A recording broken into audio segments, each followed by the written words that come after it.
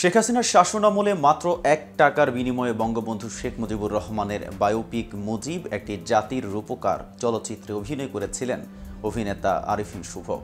এতে বঙ্গবন্ধু চরিত্রে অভিনয় করে প্রতিদান স্বরূপ সংরক্ষিত কোটায় রাজুকের ১০ কাঠার একটি প্লট বরাদ্দ পান এই অভিনেতা। রাজধানী উন্নয়ন কর্তৃপক্ষের পূর্বাঞ্চলে নতুন শহর প্রকল্প থেকে এই বরাদ্দ দেওয়া হয়।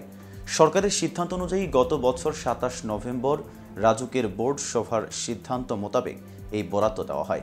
এখন প্রশ্ন হলো, আওয়ামী লীগ সরকারের পতনের পরে এই প্লটের কি হবে? প্লটটি কি পাবেন আরিফিন শুভ?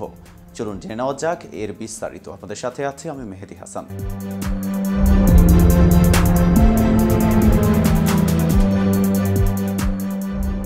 ছাত্র জনতার আন্দোলনের মুখে গত ৫ আগস্ট সাবেক প্রধানমন্ত্রী শেখ হাসিনা পদত্যাগ করে দেশ থেকে বাধ্য হন। ইতিমধ্যে নোবেল জয়ী অর্থনীতিবিদ ডক্টর মোহাম্মদ ইউনূসকে প্রধান উপদেষ্টা করে অন্তর্বর্তীকালীন সরকার শপথ নিয়েছেন। দেশব্যাপী স্বৈর সরকারের আমলের নিয়োগ সহ অন্যান্য সকল ক্ষেত্রের অনিয়ম দুর্নীতির সংস্কার চলছে। এরই পরিপ্রেক্ষিতে সংস্কৃতি অঙ্গনের নানা মহলে অভিনেতা আরিফিন শুভর বরাদ্দকৃত ১০ কাঠা প্লট বাতিলের দাবি উঠেছে। নেটিজেনরা বলছেন, শুভর উচিত এই জমি সরকারকে ফিরিয়ে দেওয়া।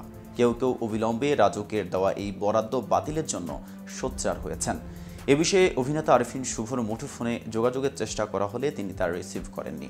এ ব্যাপারে রাজধানীর উন্নয়ন কর্তৃপক্ষের এস্টেট ও ভূমি ১ এর পরিচালক মোহাম্মদ কামরুল ইসলামের সঙ্গে যোগাযোগ করা হলে তিনি এ বিষয়ে পূর্বাঞ্চল নতুন শহর প্রকল্পের পরিচালকের সঙ্গে যোগাযোগ করতে বলেন। পরবর্তীতে রাজুক পূর্বাঞ্চল নতুন শহর প্রকল্পের পরিচালক মোহাম্মদ মনিরুল হকের সঙ্গে মুঠোফোনে যোগাযোগ করা হলে তিনি এ বিষয়ে কোনো মন্তব্য করতে রাজি হননি।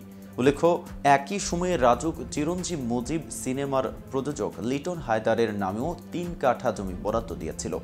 তো ভিউয়ার্স, ভিডিওটি সম্পর্কে আপনাদের কোনো মতামত থাকলে কমেন্টস করে জানাতে পারেন। সাথে নিয়মিত শোবিজ আপডেট পেতে কেটিভি শোবিজের সাথেই থাকুন।